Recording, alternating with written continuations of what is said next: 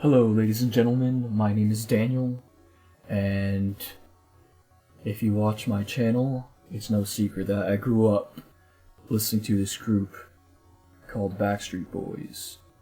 They're a boy band, or a vocal harmony group, as I like to call them, that rose to fame throughout the 90s, became one of the biggest pop groups ever, became the best-selling pop group ever. They released like a movie documentary, and I'm gonna talk about the movie with you guys. So I'm not just some guy who's just doing a movie review or whatever. You know, this is a band I actually grew up on.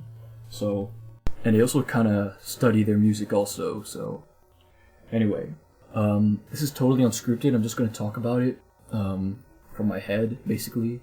So if I mumble and stutter, sorry. Just gotta put up with it a little bit. So here we go.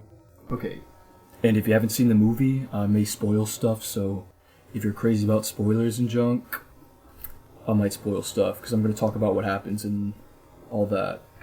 And another warning, this video might be a little bit disorganized, because I'm sure I might just jump back and forth from the moments in the movie, because I want to talk about them. Okay, so straight away, my verdict for the movie, I mean, it's a good movie. Like, what are you going to say? I don't understand how, like, some of these reviews are giving it, like, Rotten Tomatoes.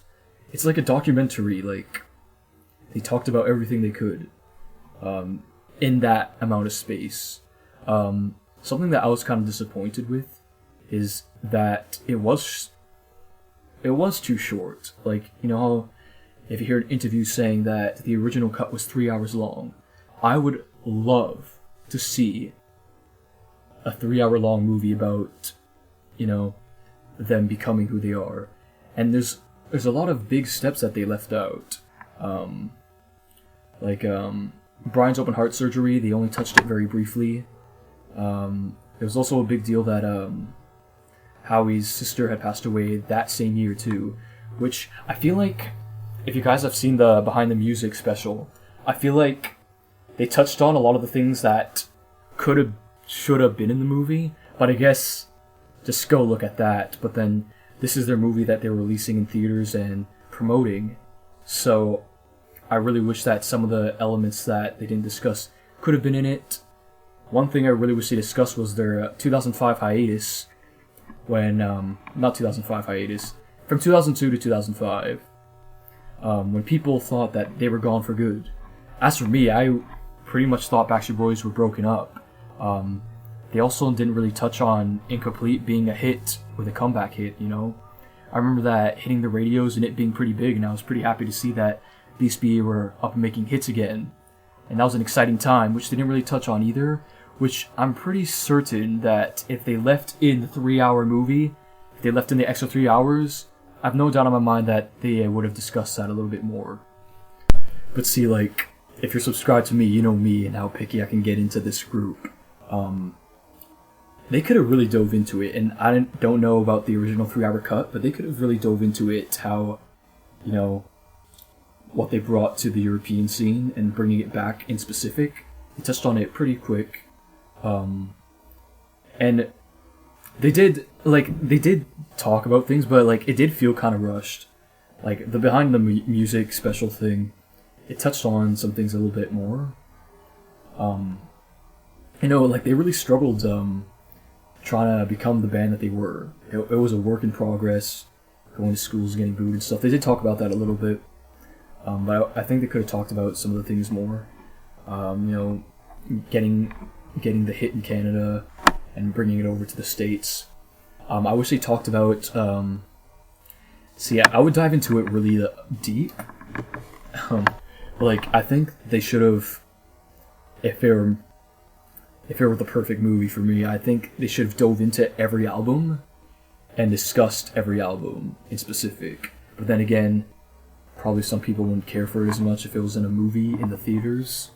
But heck yeah, man, I'd love to see that. Them dissect their own album and talk about it. I really wish they would do that kind of thing. Being, I don't want to say a true fan, because, you know, guys like me, they're not in it for, you know, just great pop music and pretty faces or whatever, as some of the fangirls are. I'm truly, like, really into the music and how they made it and how the vocals are composed, and I'm interested to hear how they did that. I really wish we could have seen how they constructed the vocal pieces in the actual album. Probably not every single one, but since it's kind of promoting their inner world like this album, I wish they could have went in and let's watch them like record the vocals for it and piece it. They did show a little bit of it, I know. It really felt like a compressed movie, but I guess that's what it is. And they say that too. And I wish they could like release maybe like the original 3-hour cut for the fans. Come on, just do it. I mean, they did the novel edition of The Outsiders, if you know what I'm talking about. Stupid thing to bring up, but I think they could have added some of the more in-depth things about their music. I think they could have gone in-depth about the music, the writing process, how it was recorded and stuff. One thing I really thought they should have touched up on was the Millennium album. Now, they were already huge by 98, 97, but by the Millennium album, like, they exploded to something larger than life. They became this super huge band, which that's what introduced me to Backstreet Boys, because of their huge single "I Want It That Way." I heard that on the radio in 1999, and that was it. I really think they should have talked about Millennium more and how it brought them this enormous success. Again, they did talk about it a little bit, but I wish they kind of showed us more clips and how it was really like and how it was like to them. Just these little things that they did. Maybe winning the award. Talk about winning the award in specific. And one thing I really, really wish they talked about more was their single "I Want It That Way." That is the song that they're truly recognized for. When you hear "I Want It That Way," you know that that's Backstreet Boys. That's like the boy band song of that era. And that song was like a #1 hit everywhere. I really wish they talked about that song in depth too, because I hate to say it, maybe this sounds bad, but that song made them. It really did. They were huge, but that song really made them this iconic thing. And definitely that is probably one of the biggest reasons for them being the best-selling pop group ever. That's a great pop song, and definitely a very popular one that, was a #1 in many countries. It should have been talked about more, I think. But then again, compressed movie, Now, them talking about the Lou Pearlman thing, they actually went pretty deep into that. I'll say I'm pretty satisfied in that. They really talked about it. They mentioned NSYNC, which I always laugh at. Freaking NSYNC. I think they should have talked about NSYNC a little more. But then again, it's not about NSYNC, it's about Backstreet Boys. But NSYNC was such a big rival to them, because even they broke records with selling their albums and stuff. They became really big. And also, I think they're one of the greatest vocal groups to ever have come out. And especially that existed in that era. I always say Backstreet Boys and NSYNC were the top groups of that genre, and they deserved it. The work they put into it, the arrangements, and all that. Some of the things I found interesting was them talking about when they were getting together, and Howie was the lead singer at first, which that was something I always noticed when we look back at their early stuff, say on YouTube and junk, and it's interesting to see that he became he became like in the background, and I didn't know that he had a problem with it, but I guess being at the center and being the lead vocalist, and then just being thrown back and not getting as much solos as you want, that must be pretty hard, because he wanted to have his voice heard too. And I heard his vocals in the movie where he was recording a song which is obviously an unreleased song, which hurts me a lot, because those vocals were really good and Howie was shining. They were strong vocals. Many people sometimes see Howie as not being that strong a vocalist, especially sometimes in live performances. And this is what I always say, and it's a valid excuse. He does all the high notes, okay? So if you're constantly singing high falsetto notes, and then you go down using your chest voice, sometimes it's hard to go to that change and come off with the smoothest sound as you possibly can. Now, I'm no vocal coach, but I do sing a lot, and I can tell that happens sometimes. So Howie is a strong vocalist. I heard his solo record; it was nice. I liked that one single he came out with, and those vocals on that track that they're recording was strong, and I wish it could have been in it. Something I don't get is what is the deal with the restrictions of putting a number of songs on the albums? Why not put all of them? Who cares what other people think if there's a limitation? If they're on their own label, why can't they have the freedom to put all of them if they wanted? Maybe some of them they didn't think it was good.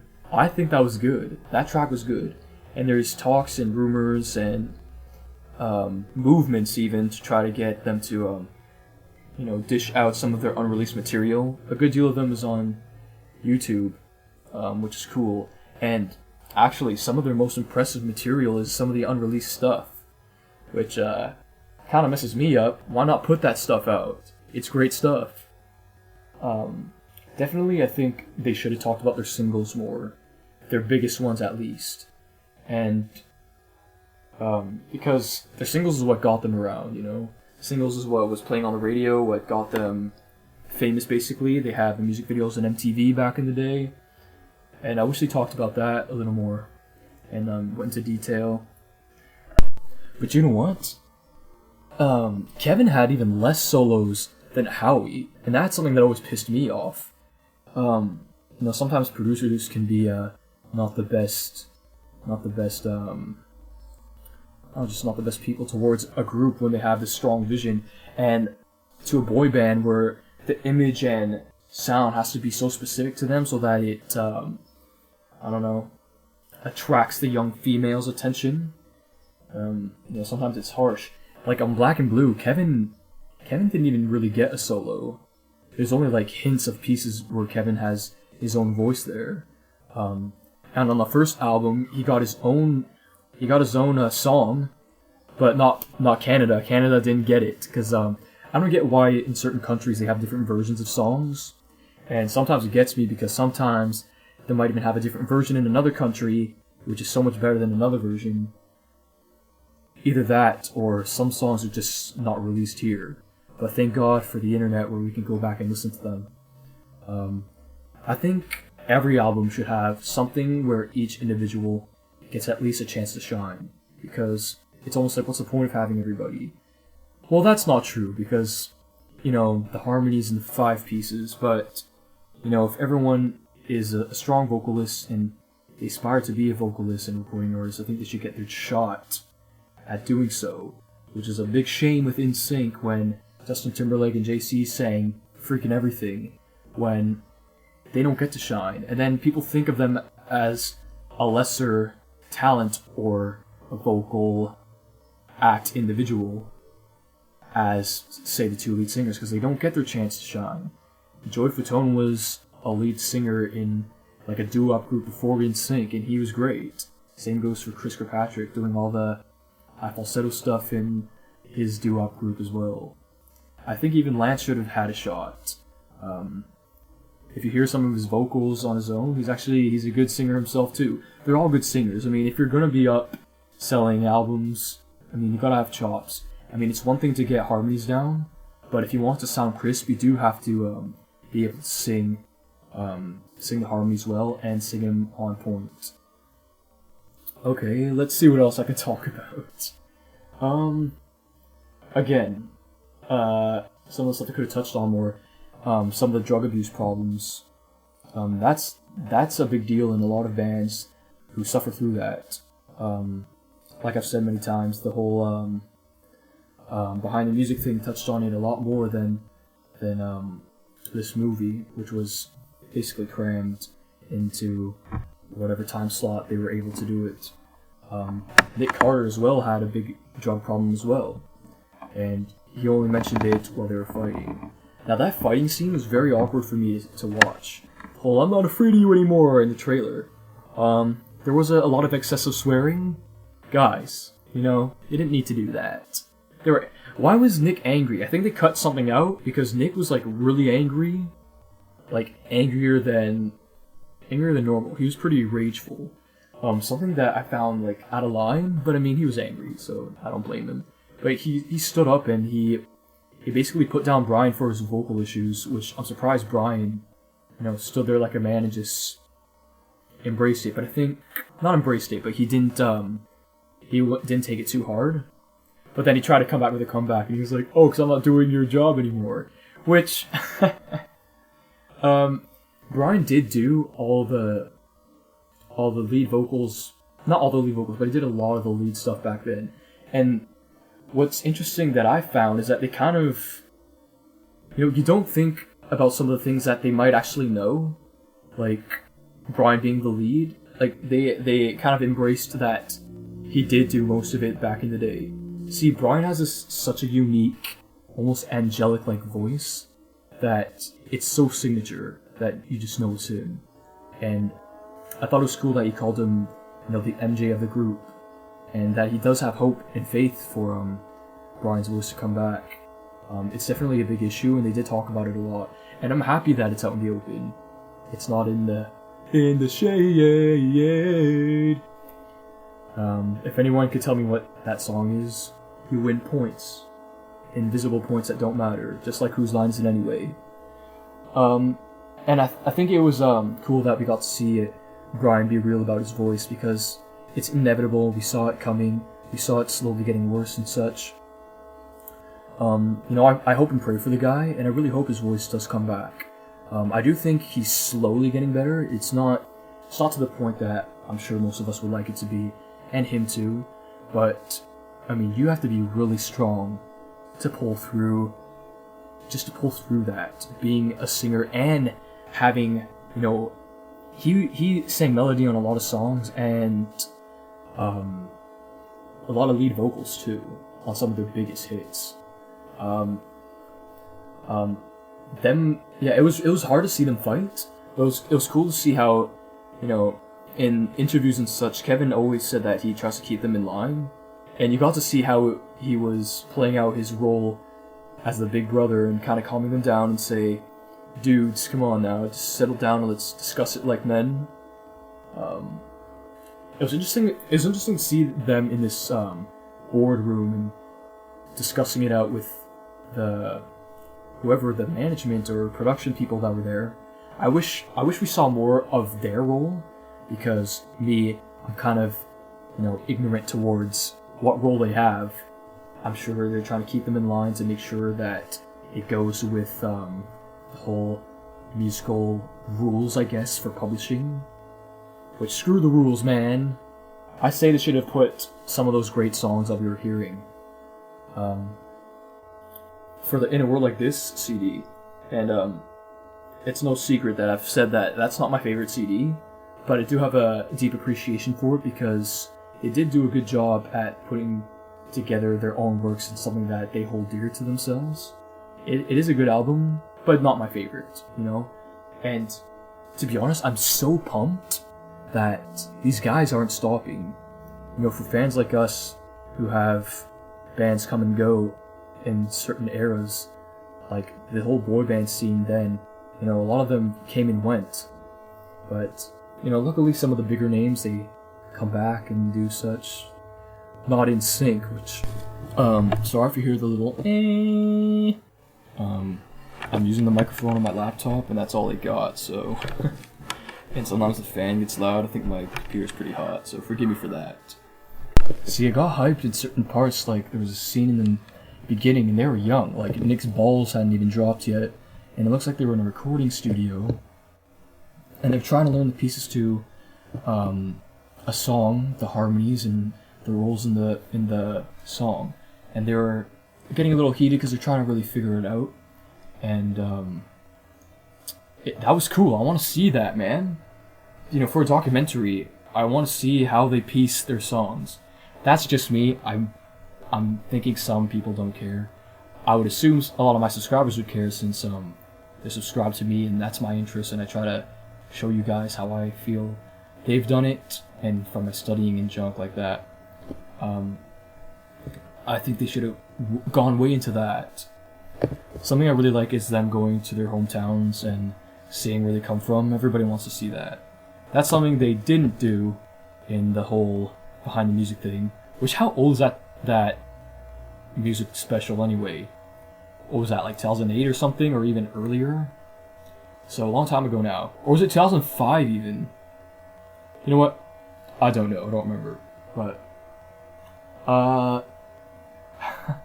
see, now I'm just kind of nitpicking because I also think they should have had more on Kevin's departure. Talk about, like, what did he do exactly? He did Broadway and stuff like that, which that's pretty interesting, right? Now I remember hearing he was on Broadway when he was gone and trying to see what he was up to and stuff, which I think that's really cool. I wish we would have saw that.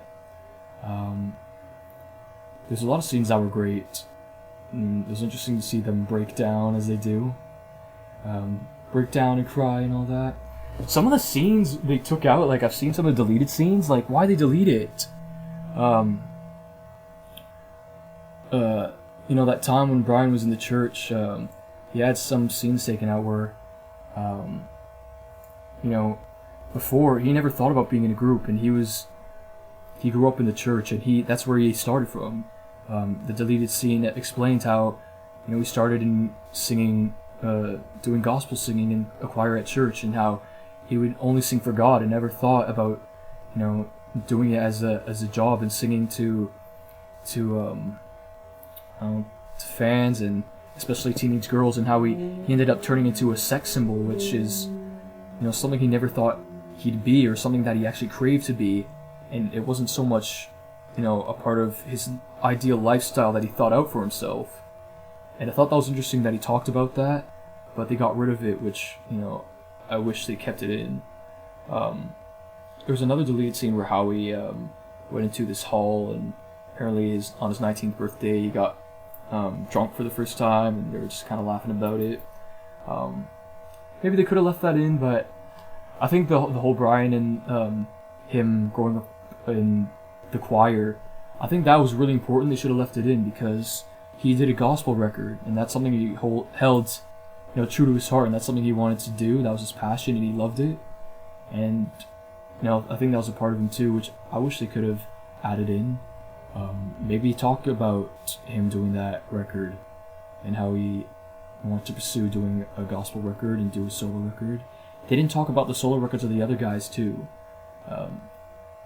That I think the solo records shouldn't have had, if it was in it, I don't think it should have had that much time on it, because at the same time it's not a part of the group, and that's kind of a side project that they did on their own, because let's get real, they all know that releasing a solo record won't be as big as a group project. As for me, I don't pay attention to their solo work as much. I only own one solo album, which is Brian's album. My mom bought it for me when we were walking around in a mall once, back in the day. Yeah, good times. But I mean, that also is a big step, because back in the day they would always talk about would they ever go do solo work, and I think it's interesting how they go about doing solo work but still remain as a group, whereas Justin Timberlake just leaves NSYNC altogether to do his own thing, and now where's NSYNC, you know, a great talent that's not doing anything right now, which I think they should, because, I mean, do they realize what they got? Which I'm sure they do, but, you know, they should take advantage of it and really put on a show for us to hear, and, you know, they're just giving a gift to the world with their vocal talents. Yeah, so I feel like I'm cherry picking a lot. I guess it's just some of the information that I myself want to see from them. You know, sometimes I fantasize interviewing them for myself and asking the deep questions that nobody asks them, because what frustrates me is that in these Q&As, oftentimes it sounds bad when I call them fangirls, because I know not everybody's like that, but, you know, the girls who obsess over, like, the group itself a little bit more than the whole in-depth musical aspect, which I think for a group like that, you know, I guess it's only normal, you know. but they always ask the same questions over and over again, and they keep getting answered the same way, which confuses me. How come you guys don't look up on this stuff? I would really try to ask a question that, you know, maybe make them think a little bit, something in depth, you know. But I'd love to interview these guys. I really would. I'd ask them about their vocal arrangements. I'd go way deep into it. I don't know, talk about some stuff in the past, maybe some of the arrangement changes, maybe the differences in their voices from now to then, because there is a difference, and I'm sure most of you can hear it. They do sound different from now to then. But, I mean, they're not getting younger. I'm not saying, like, getting older makes their voice bad. It just makes the voice different. See, I'm such a cherry-picking guy. I'm just throwing in every detail that I would have wanted to see. Like, I wish we saw them practicing their musical influences, because clearly they're into vocal harmony groups and such thing. I wish I saw, like, them trying to piece it out back in the day, which they probably don't have footage for that, so I guess I can't blame them.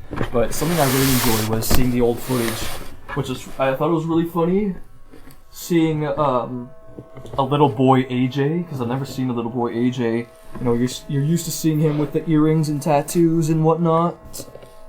So it's interesting to see little boy AJ before pre-earrings and tats.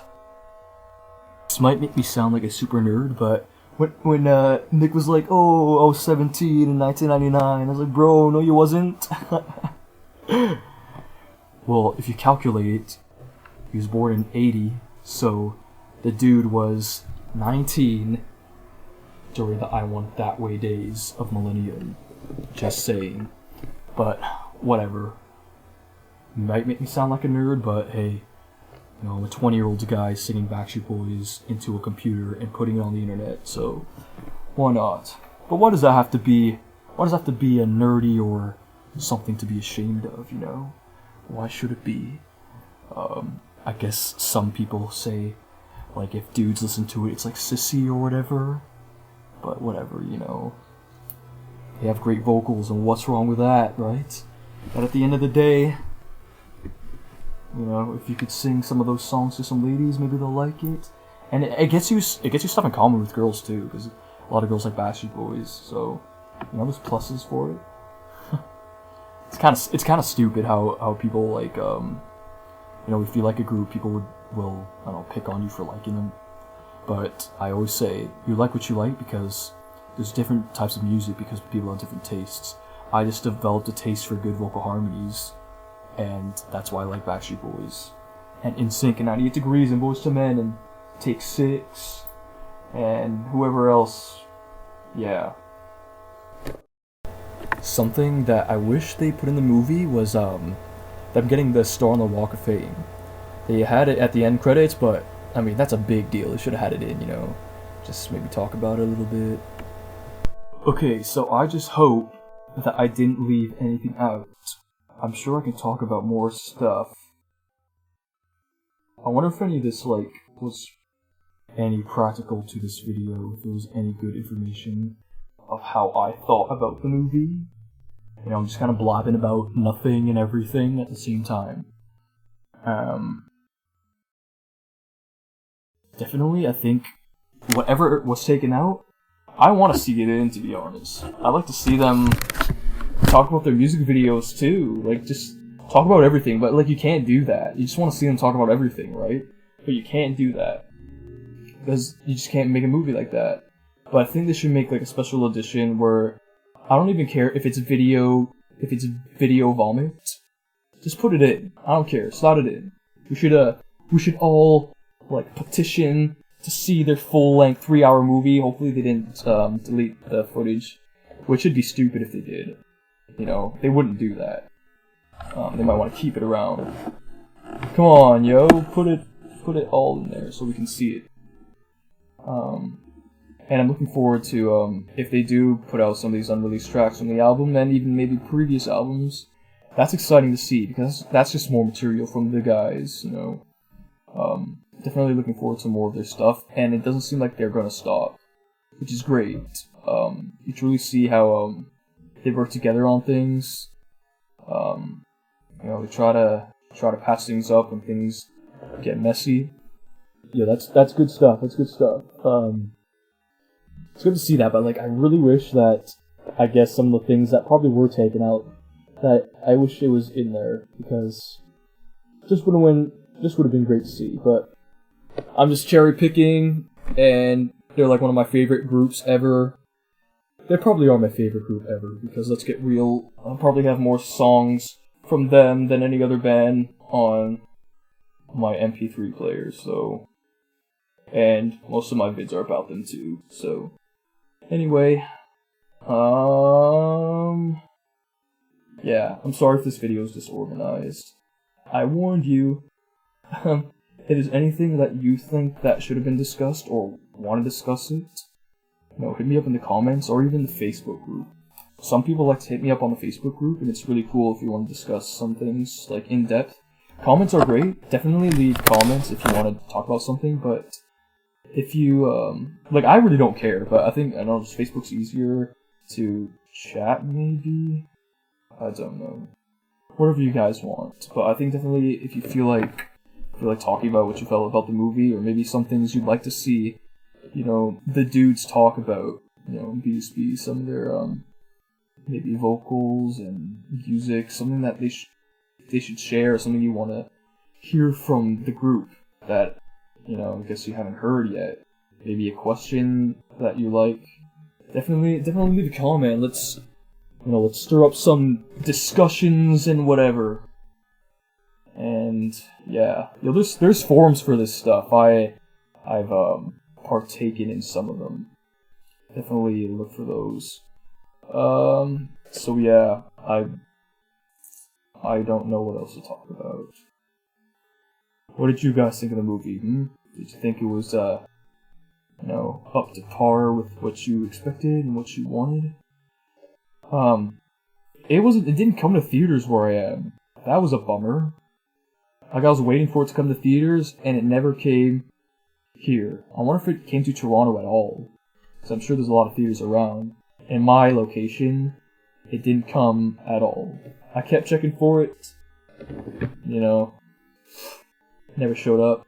Now, I guess I'm just waiting for the DVD to see some of the special features, but I already saw some of the deleted scenes, because the internet's the worst for spoilers. If you don't want spoilers, just, don't go on the internet at all.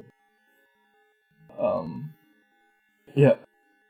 So, I'm kind of just sitting, trying to think of anything else to say. I don't really know, so maybe we'll just leave it at that. Yep. So, I gotta say, my final verdict, it's a good movie, it was interesting to see. Definitely some things I wish they touched on more, like their hiatus in '02. Maybe Kevin's departure a little bit more. Music direction, in-depth in the vocals and the recording. I guess that's about it. So just some elements I wish they touched up on more. So I guess that's it. Please leave a comment. Please, it'd be great to stir up some discussion on what you guys thought. Maybe some things you want to see. And yeah, if you like this video, leave a like if you want. I know it's not that good, so anyway, it's not a nice retake. Backstreet Boys, okay. So before I leave, I'm assuming you want some sort of rating on this movie. It's a good movie, I give it 3 thumbs up. Just, there's many things I wish I could have included. That's all. And please, if you're watching this, which you're probably not, I'm sure you got great things to do, like shining up your platinum is real nice. I appreciate how this group is continuing on this long, through the trials and tribulations and all the crap that they have to go through, especially in the kind of act that they're in. And I just want to say, it's great that it's dedicated to doing this, and they keep giving us fans, just music from them. And I hope it doesn't have to end because they still keep going. So, it's just a great gift. Okay, thanks for listening.